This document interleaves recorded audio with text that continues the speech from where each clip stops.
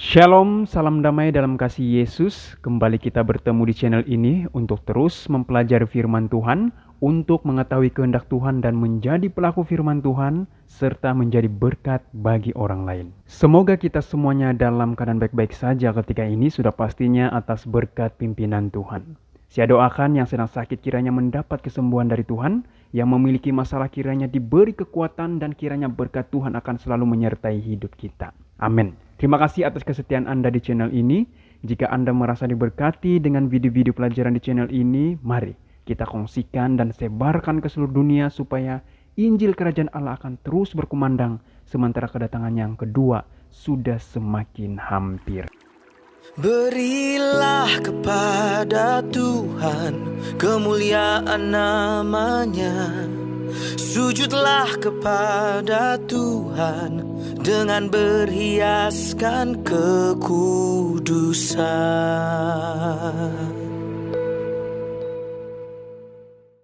Pengharapan merupakan tujuan hidup manusia. Sebab tanpa pengharapan hidup manusia akan sia-sia. Hidup yang paling menyedihkan adalah hidup tanpa pengharapan. Pengharapan orang percaya yaitu pengharapan akan kedatangan Kristus dan pengangkatan di mana umat pilihan Tuhan akan hidup bersama dengan Kristus di sorga. Kaulah harapan dalam hidupku. Ramai orang Kristen percaya pada peristiwa akhir zaman yang akan datang.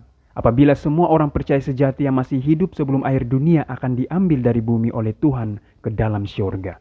Istilah yang menggambarkan peristiwa ini ialah pengangkatan. Kata pengangkatan dalam bahasa Inggris rapture, yang berasal daripada kata kerja Latin repe, yang bermaksud to carry off atau to catch up.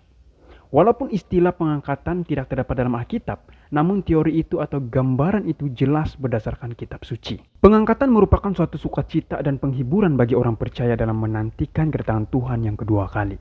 Namun karena banyaknya perbedaan pendapat dan penafsiran terhadap konsep pengangkatan ini, maka sebagian orang Kristen sulit untuk memahami akan hal ini. Bahkan ada juga yang ragu-ragu dan bingung. Salah satunya ada yang berpendapat bahwa pengangkatan ini berlaku secara rahasia. Sehingga ada yang merasa cemas ketika berkedip sesaat dan akhirnya ketinggalan.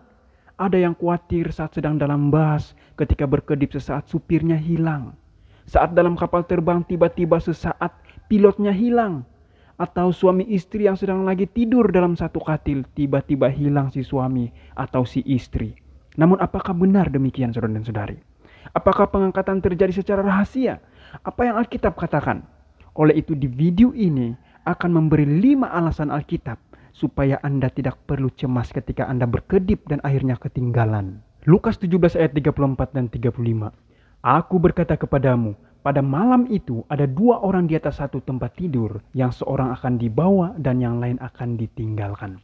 Ada 2 orang perempuan bersama-sama menghilang, yang seorang akan dibawa dan yang lain akan ditinggalkan. Para pendukung teori pengangkatan rahasia sering menggunakan teks ini sebagai dasar bahwa Kristus akan membawa seketika orang-orang kudusnya dari dunia. Tetapi untuk mendapatkan gambaran yang utuh, kita perlu mulai dari ayat 26.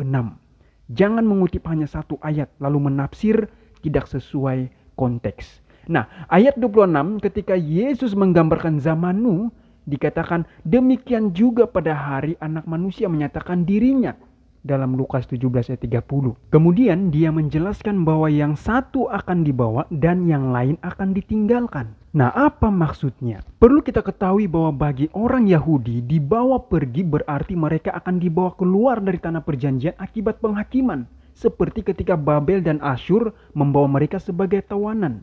Begitu juga pada zaman Nuh, mereka dibawa oleh banjir binasa. Yesus berkata bahwa air bah itu menghilangkan mereka semua. Demikian juga kedatangan Anak Manusia. Itu boleh kita lihat di dalam Matius 24 ayat 39. Dan lalu Lukas 17 ayat 37 memperjelaskan hal ini di mana para murid ingin tahu kemana orang-orang ini akan dibawa. Yesus menjelaskan bahwa mereka akan dibawa pergi karena penghakiman. Di mana ada bangkai, di situ burung nazar berkerumun. Matius 24 ayat 28. Jadi sekali lagi dalam ayat itu bukan mengenai pengangkatan lalu ditafsirkan bahwa siapa yang diangkat itu berkenan pada Tuhan dan yang tertinggal itu justru yang berdosa. ini penafsiran yang salah. Ayat itu bukan bermaksud demikian. Ayat ini merupakan satu perumpamaan dari Yesus, di mana Yesus berkata bahwa yang hilang akan dibawa terlebih dahulu. Kumpulkan lalang dan ikatlah berkas-berkas untuk dibakar. Dalam Matius 13 ayat 30. Sama juga seperti pada zaman Nuh, orang benar akan ditinggalkan atau dibiarkan hidup dan orang fasik akan dibawa pergi. Tubuh orang fasik akan dicerai-beraikan di bumi. Jadi tidak ada pengangkatan rahasia yang diisyaratkan di sini. Dua orang mungkin secara lahiriah melakukan hal yang sama, tidur di tempat tidur atau bekerja di ladang. Tetapi Tuhan melihat hati dan beberapa akan hilang dan beberapa akan diselamatkan nanti. Doktrin pengangkatan rahasia tidak dikenal dalam Alkitab. Nah, kenapa pengangkatan yang benar itu bukan rahasia? Mari lihat ayat ini. 1 Tesalonika 4 ayat 16 dan 17. Sebab pada waktu tanda diberi, yaitu pada waktu penghulu malaikat berseru dan sangkakala Allah berbunyi, maka Tuhan sendiri akan turun dari sorga dan mereka yang mati dalam Kristus akan lebih dahulu bangkit. Sesudah itu, kita yang hidup, yang masih tinggal akan diangkat bersama-sama dengan mereka dalam awan menyongsong Tuhan di angkasa. Demikianlah, kita akan selama-lamanya bersama-sama dengan Tuhan. Dalam ayat ini kita menemukan gambaran yang jelas dari Alkitab tentang pengangkatan. Paulus tuliskan bahwa kita yang hidup, yang masih tinggal akan diangkat bersama-sama dengan mereka dalam awan menyongsong Tuhan di angkasa. Kata yang harus diperhatikan adalah diangkat. Kata Yunani di balik terjemahan ini berarti menangkap, mengambil cepat, dan mengangkut cepat. Jadi Paulus berbicara bahwa umat Allah di akhir zaman akan tertangkap atau pengangkatan pada kedatangan kedua kali untuk menyongsong Dia yang datang dalam awan-awan. Melihat di ayat 17 ini, maka tidaklah heran ketika umat Kristen senang berbicara tentang pengangkatan. Tetapi yang tidak dapat dimengerti adalah beberapa orang Kristen menyimpulkan bahwa hal itu rahasia. Sekali lagi, apakah pengangkatan itu terjadi secara rahasia? Kalau kita perhatikan ayat itu sekali lagi, saudara dan saudari, kita mendapati bahwa Paulus dia menghubungkan pengangkatan dengan kedatangan Yesus kedua kali, di mana peristiwa itu akan terjadi pada saat bersamaan dengan kedatangan Yesus kembali. Sekali lagi, pegang kata-kata ini. Peristiwa itu atau pengangkatan itu akan terjadi pada saat bersamaan dengan kedatangan Yesus yang kedua kali. Yang mau kita tahu adalah apakah tersembunyi kedatangannya itu? Menurut Yesus, sesuai apa yang firman Tuhan katakan, bahwa kedatangannya itu akan terlihat bagaikan kilat memancar dari sebelah timur dan melontarkan cahayanya sampai ke barat. Matius 24 ayat 27. Sebab sama seperti kilat memancar dari sebelah timur dan melontarkan cahayanya sampai ke barat, demikian pula lah kelak kedatangan Anak Manusia. Dan begitu pula kitab Wahyu memberitahu kita bahwa ketika Tuhan Yesus kembali, yakni kedatangannya yang kedua, maka setiap mata akan melihat Dia. Perhatikan ayat ini. Wahyu 1 ayat 7. Lihatlah, Ia datang dengan awan-awan dan setiap mata akan melihat Dia, juga mereka yang telah menikam Dia. Dan semua bangsa di bumi akan meratapi Dia. Ya, amin. Jadi ayat ini jelas mengatakan kedatangan Tuhan semua mata akan melihat, tidak ada terkecuali. Kalau kedatangan Yesus dan pengangkatan itu berlaku saat bersamaan, itu berarti pengangkatan itu juga bukan rahasia.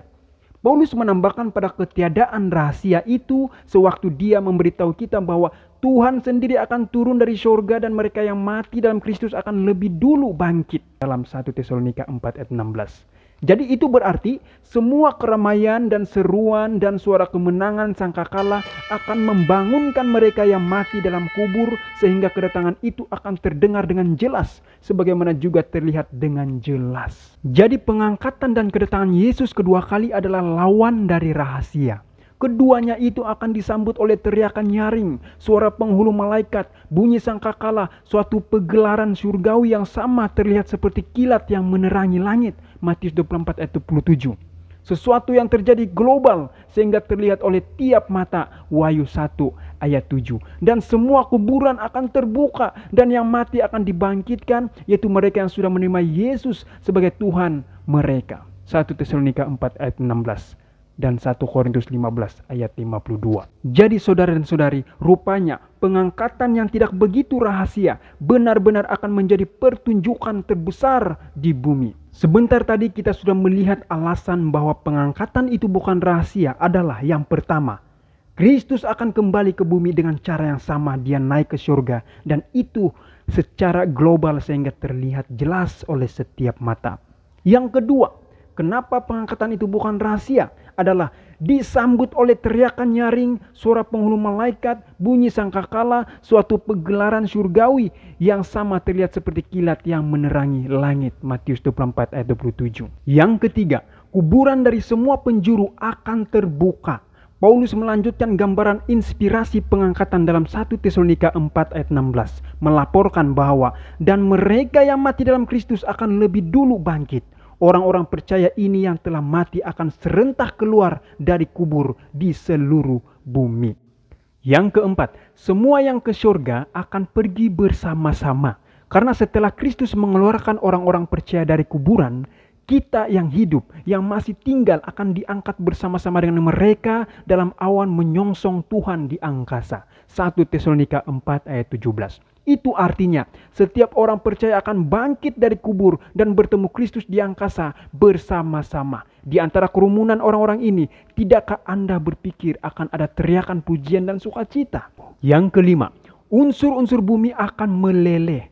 Petrus menambahkan dalam penjelasannya tentang pengangkatan bahwa langit akan binasa dalam api dan unsur-unsur dunia akan hancur karena nyalanya. Itu dalam 2 Petrus 3 ayat 12. Bayangkan, tontonan yang akan memekakan telinga dari seluruh angkasa bersinar dengan api yang menyambar dan gambaran visual yang menakjubkan dari unsur-unsur planet kita yang meleleh karena suhu yang sangat panas. Jadi sekali lagi, tidak ada pengangkatan rahasia yang diisyaratkan di sini. Bertemu lagi kita di video berikutnya. Tuhan Yesus memberkati kita semua. Amin.